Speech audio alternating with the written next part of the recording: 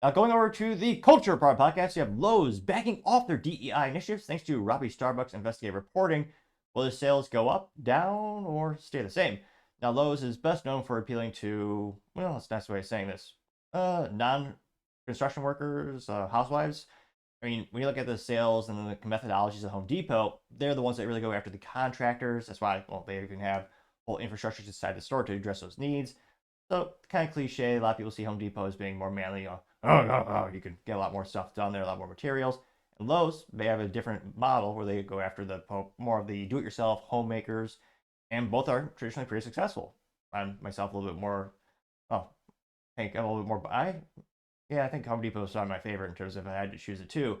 Unfortunately, it does mean I do need to drive a little bit further just based on my current geographic location to get to one of those locations. But yeah, I think Home Depot is better in my opinion. Now, that being said, Lowe's has some interesting stuff in there. They did a smart deal they actually have Craftsman in their stores as an exclusivity contract with the parent company that bought out the brand Craftsman a couple years ago. So they've made some good business news historically. And maybe this is another one. So they say they're going to back off. This is thanks to Robby Starbuck. And he's been busting these stores left and right I think one of the things that really put him on the map was the John Deere one, then the Tractor Supply one, and then you saw Harley Davidson one. He's really doing some impressive reporting. He says, quote, "Big news, I messaged Lowe's executives last week and let them know that I plan to expose their woke policies. This morning I woke up to an email where they preemptively made changes. Here are the changes. 1. End participation in HRC's woke corporate equality index social credit system. 2. No more donations to pride events or divisive events. 3. Ending ERG groups in favor of one large unifying ERG group for all employees, no longer designed to focus on race or sexual orientation." Now they say that they will also hint at more future changes. Robby continues saying, quote, "We are now forcing multi-billion-dollar organizations to change their policies without even posting, just from the fear that they've been the next company we will expose. We are winning, and one by one we will bring sanity back to corporate America. So far, you've helped me change the corporate policies at Tractor Supply, John Deere, Harley Davidson, Polaris, Indian Motorcycle, and now Lowe's. We are a force to be reckoning with.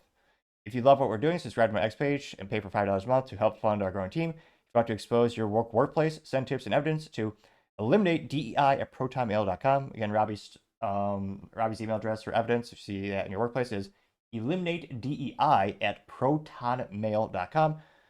And here he's a little bit more eloquent than myself, so you can give a good summarize the situation. Company that we were a little bit less than 3 minutes here. I got great news for you. We have another company that we were set to expose, Lowe's. However, I sent a message to Lowe's last week, and I woke up to something really interesting in my email inbox. It looks like we don't even need to do these videos exposing these companies anymore, at least not every company, because many of them are willing to just change their policies as soon as I reach out now. That is the power of you guys. You guys are the reason for what I'm about to show you. First, let me show you the email I sent them last week. I said, "Hi, just formally wanted to inform Lowe's Corporate that we do plan to expose Lowe's DEI policies, practices, and propaganda in a future story.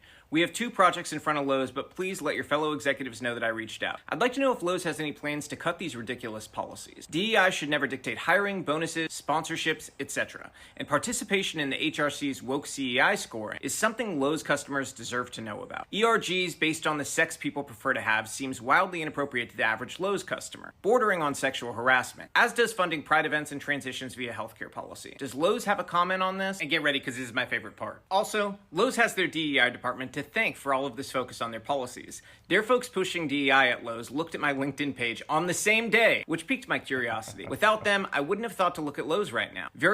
Yeah, that's one of those things where kind of an amateur mistake there, Lowe's. Also, it takes about 18 seconds to change your settings if you care about those types of things on LinkedIn. So if you want to have the settings so that if you look at someone's profile, they won't know you're looking at it, that takes about 18 seconds to change if you care about that.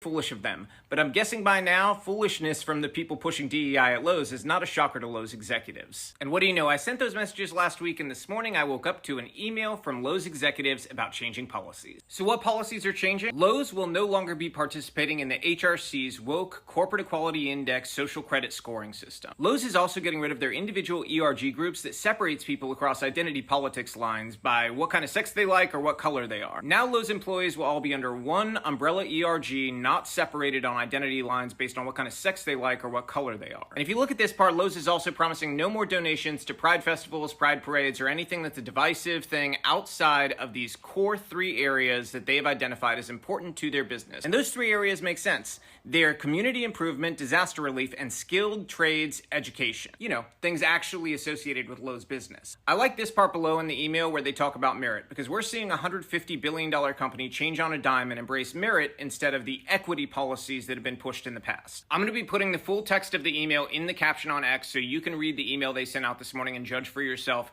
but we are making massive change, and it is thanks to you, especially to those of you who subscribe to me on X for $5 a month. It helps pay for our researchers. We have so many whistleblowers, it is insane. We need more help, and your money subscribing helps pay for that help so that we can expose these woke companies and get real change. We are going to bring sanity back. Lowe says there could be other future changes, and there should be. They should eliminate their DEI team in total. The people who took Lowe's woke deserve to go, but I commend the executives for making these changes now instead of embarrassing their company. Other companies should do the same thing. Last thing, this image going around is fake. This is not a real quote from the CEO. So who's next? Yeah, that was the thing where there was a quote going around where allegedly, well, now we know it's 100% false, but yeah, they had Lowe's CEO Marvin Ellison, and someone was claiming that he said, if conservatives do not like our values, they should take their money to Home Depot, unquote, which, again, it's a pretty big red flag if you hear any CEO making those types of changes, or those types of comments, really. Because, again, most CEOs, overwhelming of them, they're trained not to make pretty much any public statement that isn't run through about 12 lines of bureaucracy as well as 18 different publicists to make sure it doesn't offend possibly anyone on the planet. The only CEO outlier I've ever seen, really, be someone like Mark Cuban or Elon Musk. They're pretty bombastic. You know their opinions, especially their opinions that are outside their work area. And yeah, no, I can't think of many CEOs that would say, yeah, just go somewhere else. Yeah, it's happened once or twice, but especially with the larger companies, typically they're a little bit more hush-hush. So that's why I was a little skeptical when I saw that quote going around myself.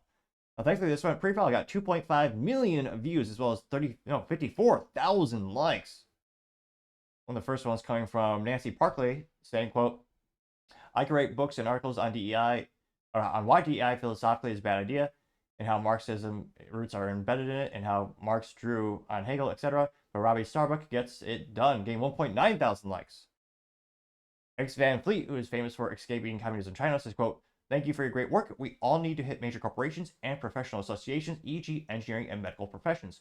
We must take back our institutions. Unquote, 514 likes. Sour Patch Lids, so unfortunately is not the cliche candy many people liked growing up, the Sour Patch Kids, say, quote, holy dude, you are a man of the hour fire. You and Matt Walsh should team up and knock out a federal DEI lobby.